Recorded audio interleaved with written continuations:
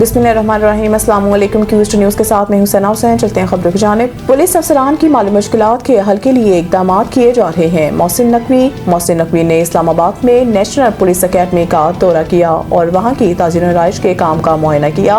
उन्होंने commandant national police academy Mohammad Adrees को ज़रूरी हिदायत भी दी।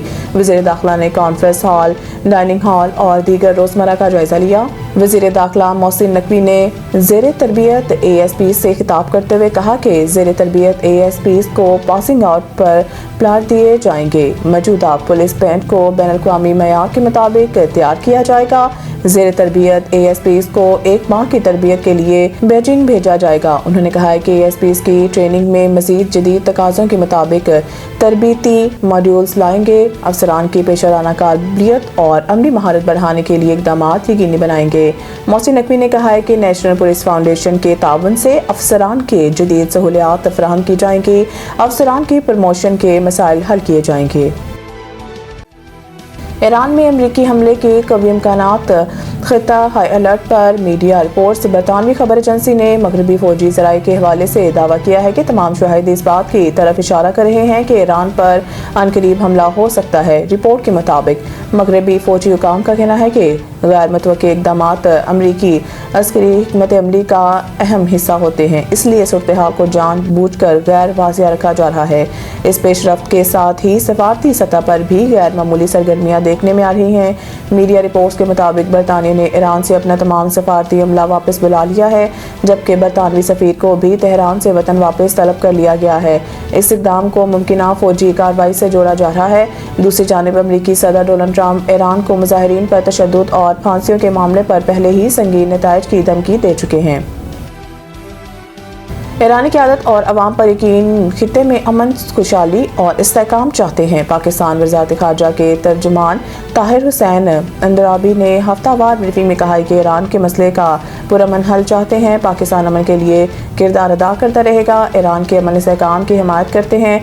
उम्मीद है ईरान अपने बहरान पर जल्द काबू पा लेगा।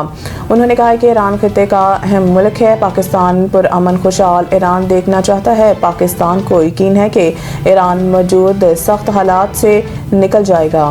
पाकिस्तान को ईरानी लीडरशिप और अवाम पर पूरा यकीन है कि वो इन हालात से निकलेंगे। उन्होंने कहा है कि हमने अमेरिकी वीज़ों पर पाबंदियों से मुतालिक रिपोर्ट्स देखी है। इस मामले पर अमेरिकी हुकाम के साथ राब्ते में है। अमेरिका अपनी वीज़ा पॉलिसी पर नज़रसानी कर रहा है। उम्मीद है अमेरिका जल्द पाकिस्तान के लिए वीज़े बहाल करेगा।